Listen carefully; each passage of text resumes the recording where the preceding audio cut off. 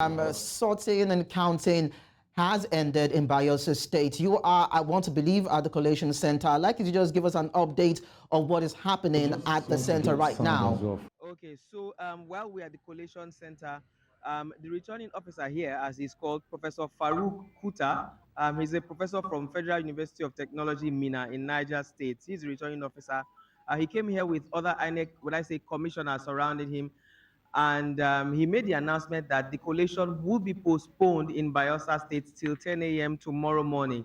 And the reason is what you can see behind me. Now, these are the ad hoc staff, NYSC core members here, putting together the materials that they brought back from the various voting units. Unfortunately, only one local government has its complete materials back here out of 8. So he did mention to us that there is no way collation can commence if only one local government area is the one that brought it. And the local government that we have here, I believe is Southern Ijaw local government. They are the one who have the materials here. So unfortunately, the other 7 do not have their materials complete, and because of that, the collation has been postponed till 10 a.m. tomorrow morning. Bernard, it's quite interesting. Is there any actual reason why the other polling units have not been able to deliver in terms of the votes cast in those areas? Is it due to logistics, or probably some materials didn't arrive at those areas early enough? It's a bit of everything. It's a potpourri of everything put together. So while I was going around and trying to find out the same question that you just asked, I got to find out that there are some places where voting didn't start on time, and of course, naturally, because it didn't start on time, it didn't finish on time. Also, there were some places where some core members testified that because they got late to their various polling units, some of them were manhandled just a little bit by, of course, will I say, aggrieved voters. There was somebody who said that the voters, knocked them left and right on the heads, and then forcefully wanted to vote without even accreditation, uh, because the core members came late. And in some places, well, it wasn't their fault based on what I heard. Of course, like I mentioned earlier, and like Bayelsa State is surrounded by water. So there's some places where they have to cross the water to get to some communities. And again, it did rain in some parts of the area today. So that also added to their challenges in terms of movement. So for some of them, these were some of the reasons why they commenced late. And of course, automatically, it is the reason, or some of the reasons, why collation tonight has been postponed. Bernard, just stay with me for a while. Let me bring Chinwe Ogele on board. Of course, she has been touring some polling units in Imo State. Chinwe, I'd like to also find out from you, what were the issues as regards the electoral process in Imo State? Would you say there was voter apathy in Imo State too? Give us an update of what transpired. Yes, of course. Across the state, there was noticeable voter apathy in most of the polling units that I monitored. It was hard for voters to come out. Those who did come did in trickles. So it wasn't as safe how normally, you'd go to a polling unit and you'd see lineup of voters. So this time around, people didn't come out as expected. So it happened across the state. It wasn't just particular to one particular location. So it was just like that Chinwe, we kind of lost your audio a bit there, but then let me just quickly find out from you. Bernard talked about some polling units not getting the results to the collation center as at this time, and out of 8, only 1. What is the situation in your place? Do we have all the results from all the polling units where votes were cast at the collation center now? Were there issues with logistics, or maybe movements of people, or issues with the officials? I'd like to know.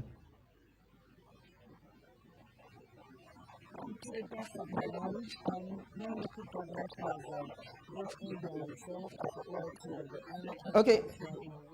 Chinwe, we're having issues with your audio, so this is what we're going to do. Just stay with us for a while. Let me just go back to Bernard and quickly ask, what was the security situation, Bernard, from the various polling units that you visited up to the points where the results were taken to the collation center? Let's even start from when the voting started. Of course, we know that there were security personnel stationed at different polling stations.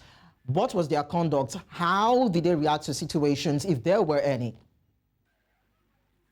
Okay, I think the spread of security operatives across the state was a function of what they seemed or what they termed to be hot spots.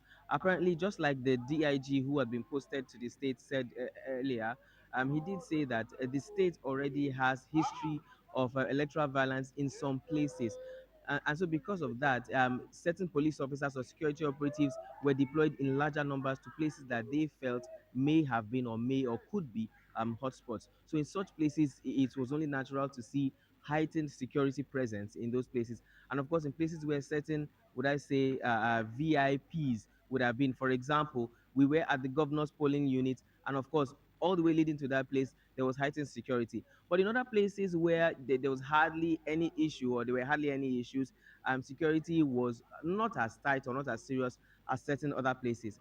But of course, coming into the states, definitely there was very, very high security presence. Again, I would repeat what the DIG said: a total of 27,000 police officers were posted to the state, or will I say, were brought into the state, and that's not counting the support from other sister security agencies, talking about the Army, the DSS, the NSCDC, and the likes.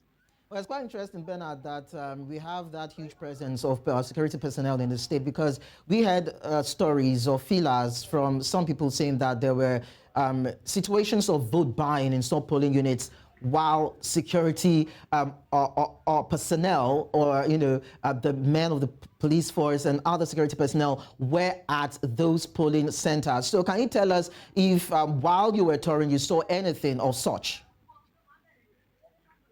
Well, I think the issue of vote buying when it comes to election in Nigeria is something that still hasn't been answered or sorted, and that's because, well, people will continue to say that there was vote buying, but we'll hardly see anyone come forward with any evidence or any proof that there was vote buying. Now, most places where we visited, we didn't see any. There were places where some people did suggest that there may have been vote buying, and of course, there would always be that. You remember that in the elections in February and in March, talking about the governorship elections and the presidential election as well, these allegations also arose. But did we see anybody who was caught concerning this? I don't think so. Did anybody come forward with proof? I don't think so either. And it's the same thing that we're seeing here as well. So there will continue to be allegations, but until there is proof, until there is evidence, all we have is hearsay. Bernard, thank you so much for giving us the heads up in Bayelsa.